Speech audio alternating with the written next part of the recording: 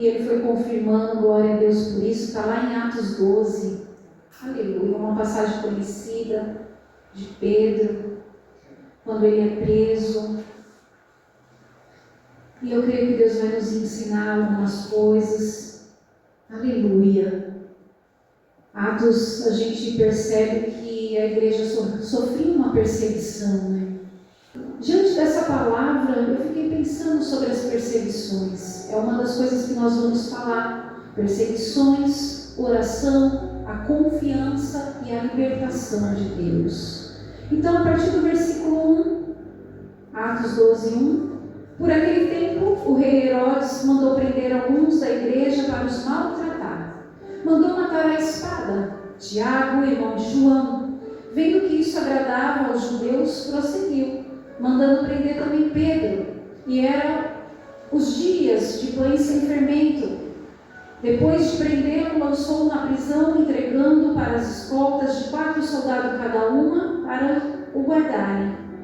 A intenção de Herodes era apresentá-lo ao povo depois da Páscoa. E assim, Pedro estava guardado na prisão, mas havia oração incessante a Deus por parte da igreja a favor dele.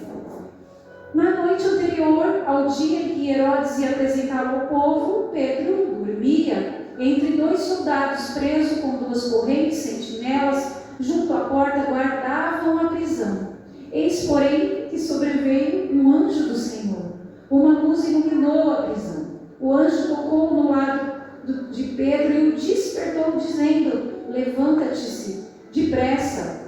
Então as correntes caíram das mãos dele. E o anjo continuou: coloque o cinto e calce as sandálias. E assim o fez. O anjo lhe disse mais: põe a capa e siga-me.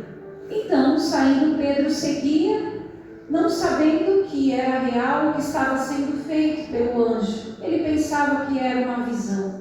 Depois de terem passado a primeira e a segunda sentinela, chegaram ao portão de ferro que dava para a cidade, a qual se abriu automaticamente. E saindo, enveredaram por uma rua, e logo adiante o anjo se afastou dele. Então Pedro, caindo em si, disse: agora sei que de fato o Senhor enviou o seu anjo e me livrou da mão de Herodes e de toda a expectativa do povo judeu.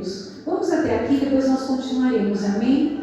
Se não podemos mover a terra com as nossas palavras, podemos mover o céu com a nossa oração. Tem coisas que nós não vamos conseguir fazer. Assim como Pedro foi preso e não tinha o que fazer. Mas a palavra está dizendo que a igreja estava orando. Então o que nós podemos fazer é orar. E assim eu tenho certeza mover o céu ao nosso favor. A oração é algo que Deus deixou para nós, é algo precioso, é uma ferramenta de poder, mas é uma ferramenta de intimidade também, não é? Glória a Deus. E aqui a gente percebe desde o começo, Herodes começou a perseguir a igreja. Engraçado que a gente percebe que enquanto havia perseguição, a palavra vai dizer que a igreja crescia. Não foi a perseguição que impediu o crescimento da igreja. E eu fiquei pensando sobre isso. Aqui a gente percebe que Tiago, o irmão de João, foi morto. Foi o primeiro que morreu aqui dos apóstolos. E aí eu fiquei pensando, falei, meu Deus, mediante a fé desse povo, eles não paravam, eles iam até o fim, por amor a Cristo, pela fidelidade no coração. Vocês têm noção que Pedro estava sobre o decreto de morte? E ele já tinha notícia de Tiago. Imagina essa situação. E eu fiquei trazendo essa reflexão para mim. Falei, meu Deus, até onde que eu vou? Por amor ao teu nome. Até onde eu vou para guardar a minha fé? Quantas perseguições que nós passamos? A palavra vai dizer que aquele que quer ter uma vida piedosa será perseguido. Então, se nós estamos no caminho, nós vamos ser perseguidos. E como igreja, nós vamos ser perseguidos. Agora, qual é o nosso posicionamento? por causa de uma perseguição? Será que nós vamos se deixar abater por causa de uma perseguição? Então a gente precisa olhar, porque o inimigo ele vai se levantar contra o crescimento da igreja. E aí onde fica, né? O reino de Deus. Onde é que fica o amor ao reino, amor à obra de Deus, amor ao Senhor? A gente se fecha em nós. E aqui a gente percebe, fala, meu Deus, aumenta a minha fé. Porque imagina, decreto de morte, a gente por menos, a gente está abandonando o chamado, abandonando o ministério, abandonando Cristo, abandonando Deus. E a gente percebe os mártires. Estevão, coisa mais linda, ele pregava a Bíblia inteira. Era um homem, a palavra diz que ele era cheio do Espírito Santo. E aquele povo, aqueles religiosos, foram para dar fim na vida dele e ele se ajoelhou e orou. A palavra diz que ele orou e ainda falou para Deus: tem misericórdia daquele povo, assim como Jesus orou, perdoa, eles não sabem o que fazem. Mas a palavra diz que ele olhou para o céu e viu a glória de Deus. Glória a Deus. E a gente tem que estar mais firme para aguentar as perseguições, entender que o inimigo ele vem sim para tentar bater, para não ter crescimento à igreja. E eu quero abrir aqui para você que tem o desejo de ser uma intercessora, um intercessor. Vou trazer aqui o curso da intercessão. Vamos formar intercessores. Nós precisamos de um exército nessa casa, orando pelo reino, orando que nem hoje. Coloquei lá, ore pelo Rio de Janeiro. Existe necessidade da nação, que nós não podemos ficar lá. Nós temos que interceder, clamar e orar pela minha casa, pela tua casa, pelos irmãos, pela cidade, pelos governantes. Nós não podemos passar o dia desapercebido, achando que vai ficar tudo bem. Nós precisamos mover o céu através das nossas orações. Então tem que parar tudo mesmo e ter uma dedicação a Deus. E a gente vê essas perseguições. E Paulo também é um exemplo para nós. E eu anotei aqui um versículo que ele diz assim, porque para mim o viver é Cristo e o morrer é lucro. Porque isso é fé, irmãos, de saber aquilo que nos aguarda. E eu falo, Deus, enche-me dessa fé para morrer por amor a Cristo. É todos os dias. É todos os dias a gente matar a nossa carne, o nosso eu, essa natureza. Porque senão seríamos cristãos. Olha para eles. Olha para eles. Tiago foi, morreu. Pedro foi, Deus deu um livramento para ele, não era a hora ainda, né? Mas por quê, irmãos? Primeira coisa, a perseguição. A segunda, porque tinha uma igreja orando. Versículo 5. Olha lá. E assim Pedro estava guardado na prisão, mas havia oração incessante a Deus por parte da igreja. A favor de quem? De Pedro. Engraçado que não é uma oração qualquer, tipo assim, às vezes eu recebo uma mensagem para orar por alguém, na mesma hora eu fecho meu olho e falo: Senhor, visita essa pessoa, cobre com teu sangue, protege ela, livra da morte, cura da enfermidade, em nome de Jesus, amém. Faço a minha oração ali. Mas aqui está dizendo que é uma oração, se na sua tradução deve ter outras palavras aí. Intensamente, fervorosamente, sem cessar, incessante. E a palavra vai nos dizer lá em 1 Tessalonicenses 5,17, Isaac, nunca deixem de orar. Orem sempre.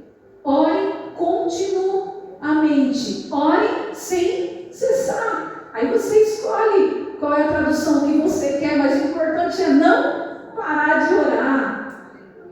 É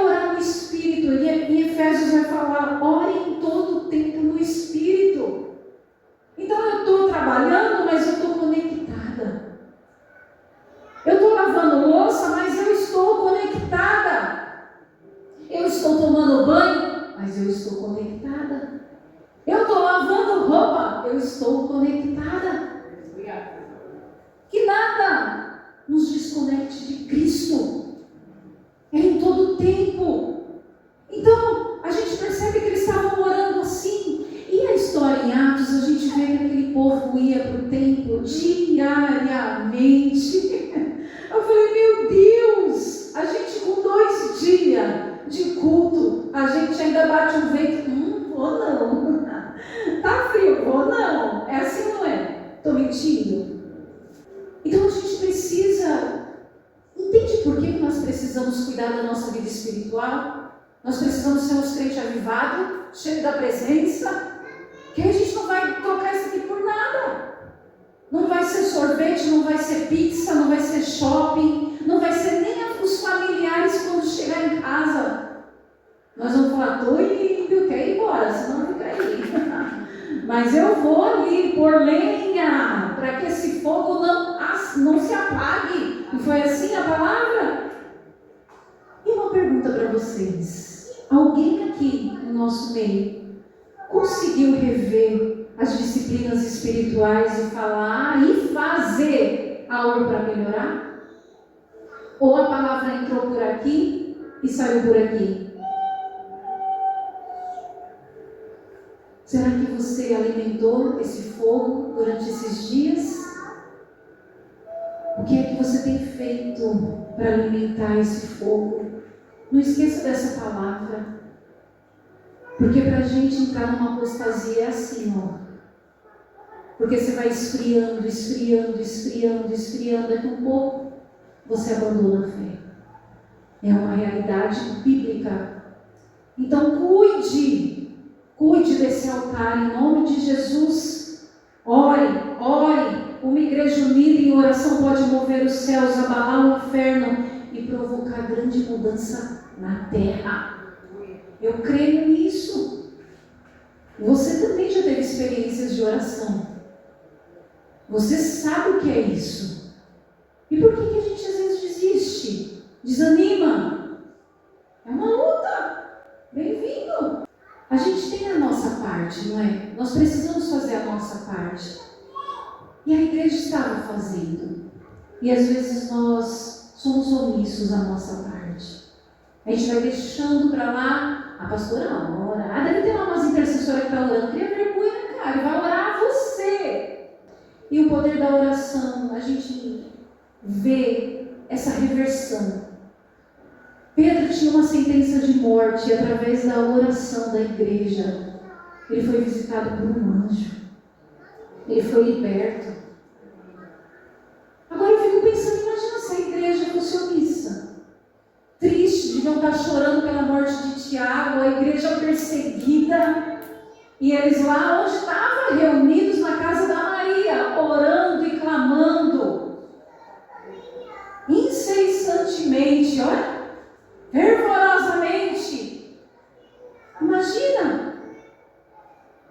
Às vezes por tão pouco a gente desanima e fica, oh céus, oh vida, né? Diante de tanta guerra, orar é unir-se ao onipotente. Essa frase é de Hernandes Dias Lopes. Ele que falou, orar é unir-se ao Deus onipotente, o Deus todo-poderoso, que é cheio de poder. Você tem noção disso? Que através da tua oração você se une a esse Deus? Aleluia! Aí eu coloquei aqui, né?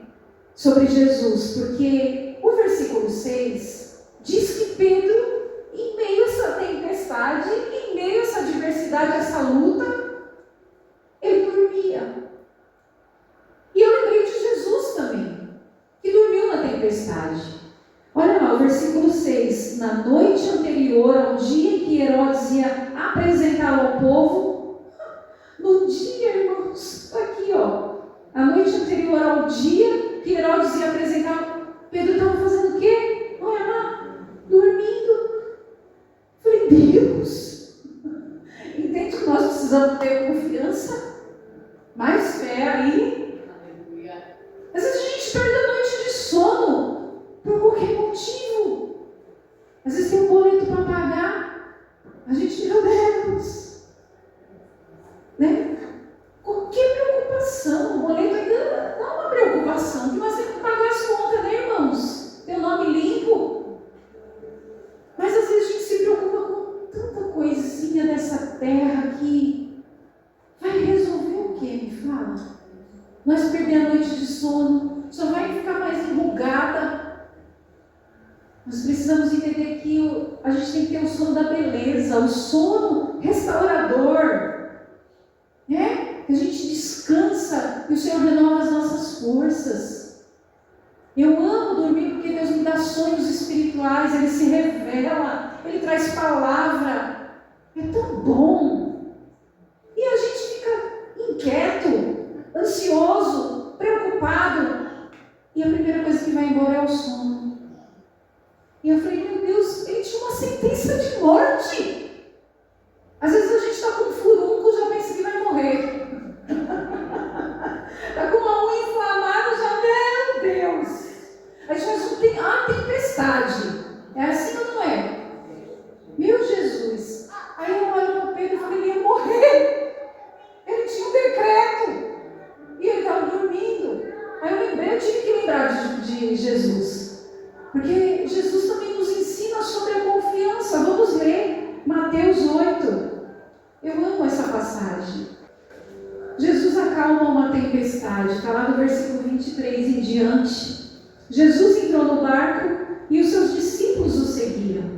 E eis que se levantou no mar uma grande tempestade, de modo que as ondas cobriam o barco. Jesus, porém, estava dormindo.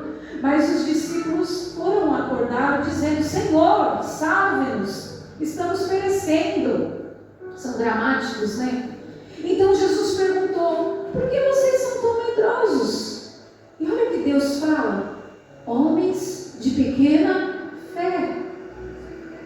Agora você se vê nisso aqui, por tão pouco, por tão menos, o Senhor olha para nós e fala, homens de pequena fé.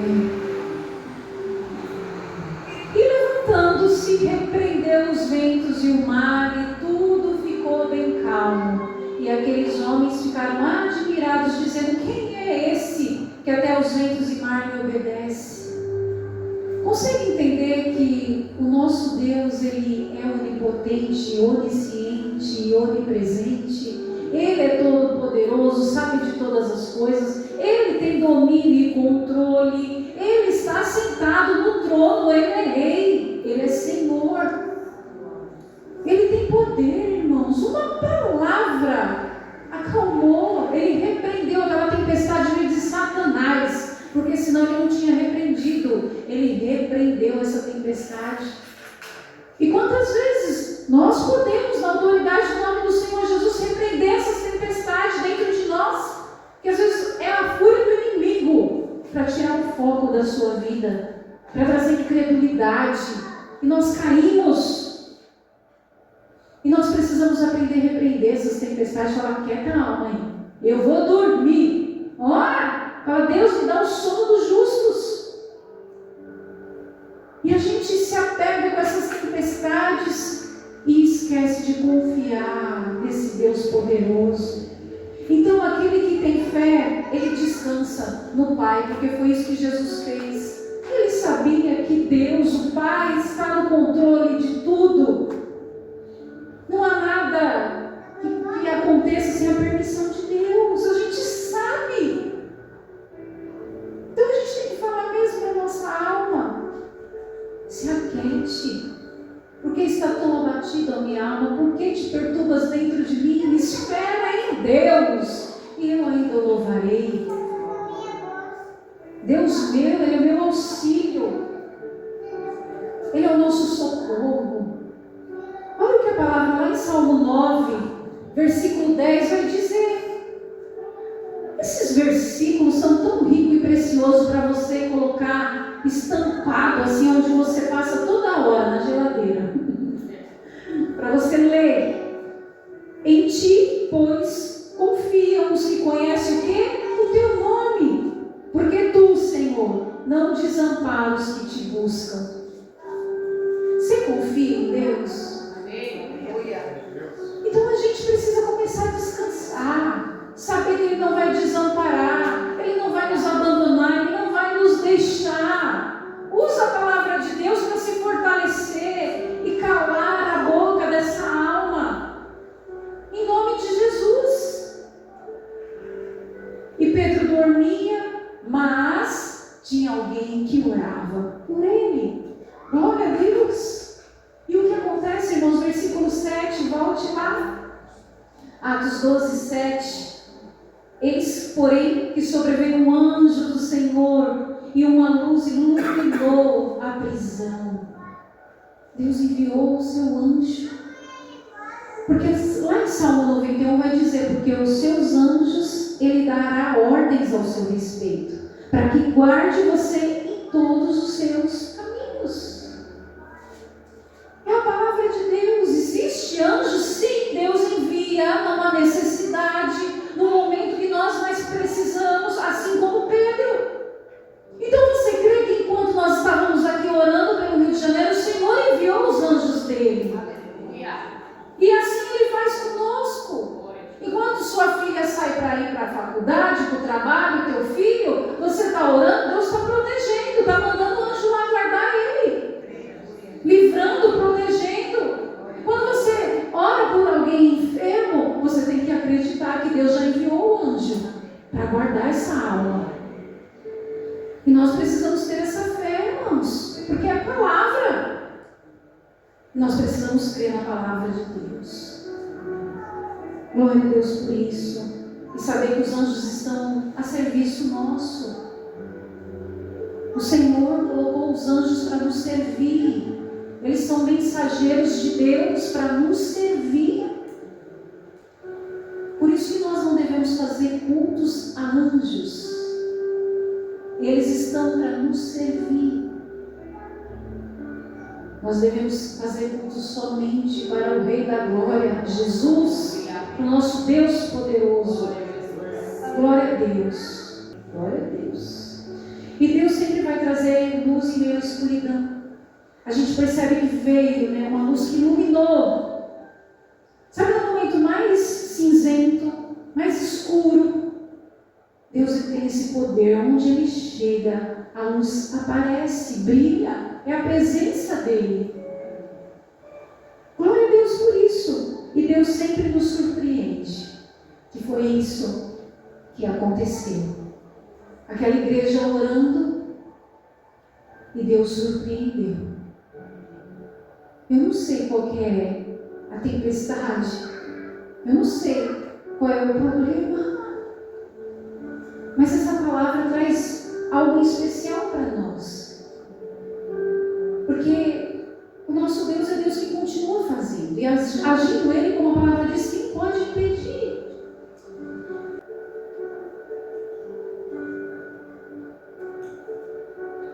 Ao anjo da igreja em Filadélfia, escreva: estas coisas diz o santo, o verdadeiro, aquele que tem a chave de Davi, que abre e ninguém fechará, e que fecha e ninguém abrirá. Em outras palavras, Deus que abre, a porta que Deus abre, ninguém fecha, e aquele que fecha, ninguém abre. Glória a Deus por isso. É Ele que tem a chave, é Ele que tem domínio, é Ele que tem controle. E engraçado que o milagre chegou na porta, Porque Pedro saiu dali. O anjo foi abrindo, ele foi saindo e ele foi para onde? Para onde? Para a casa de Maria, onde estava a oração incessante pela vida dele. E quando ele chega, a empregada abre a porta e fica toda feliz, vê que é Pedro, ela corre dar notícia. Agora pasmem, A igreja toda orando por essa causa, por esse propósito. Deus faz.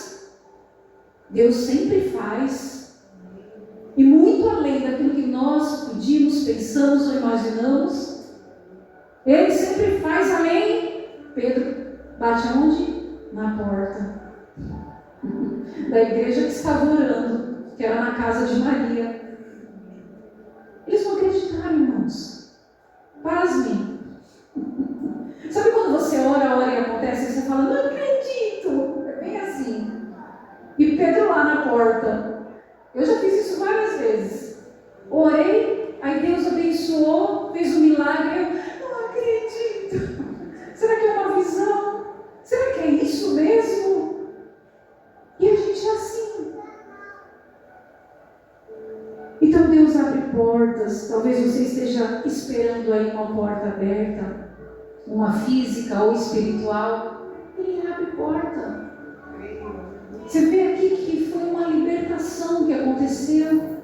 As correntes foram quebradas. Ele foi saindo daquele lugar escuro, sendo guiado pelo próprio anjo.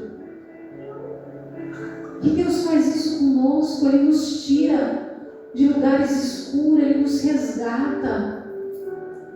E eu acho interessante que Ele mandou, o anjo falou para ele se levantar e pegar algumas coisas. Põe a sandália. Não foi isso?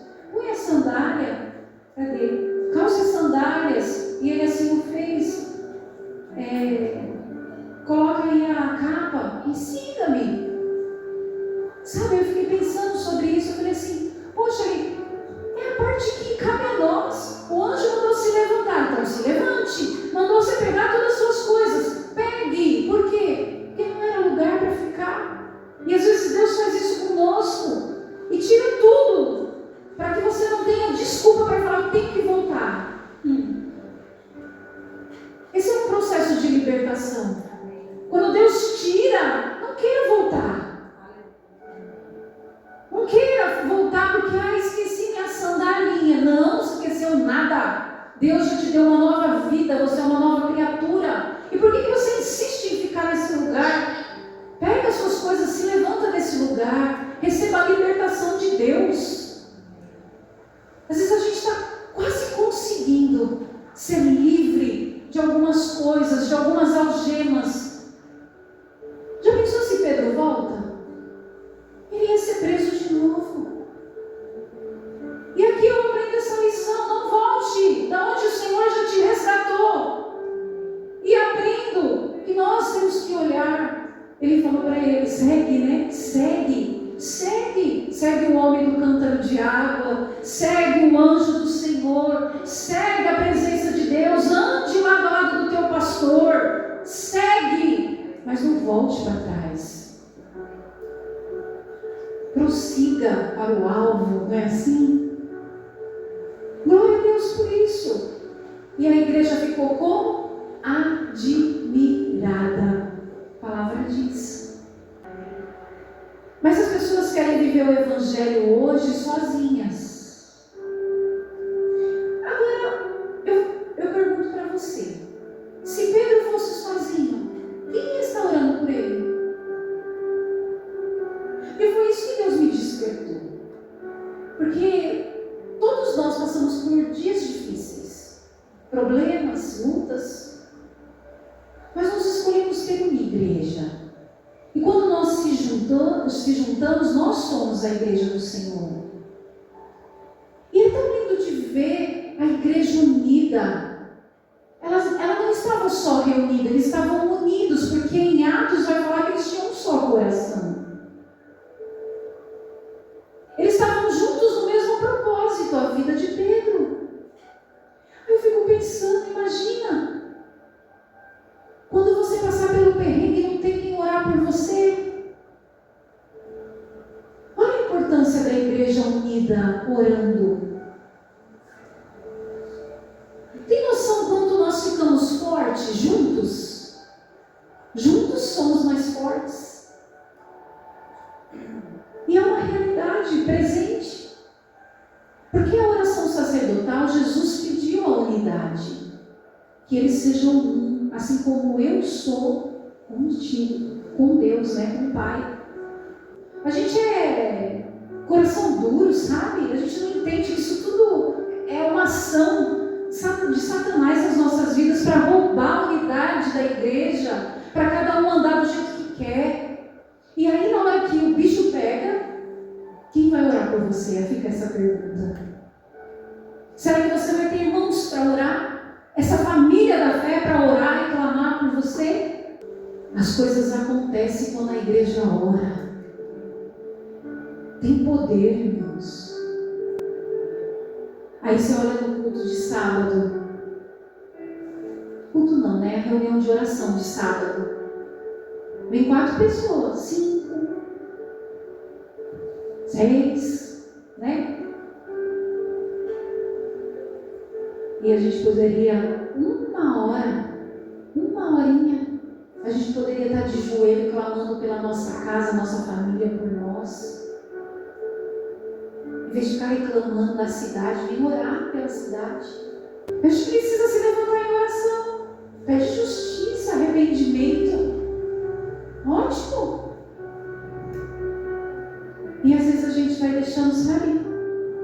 E Deus vai permitindo as coisas. Por que a gente precisa se voltar para Deus? Nós precisamos se inclinar para Deus, se submeter.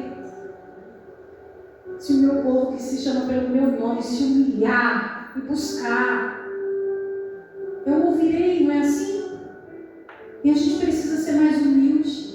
A gente bate no peito e faz a oração do fariseu, né? Pega eles lá, porque eu sou santo. Agora lá,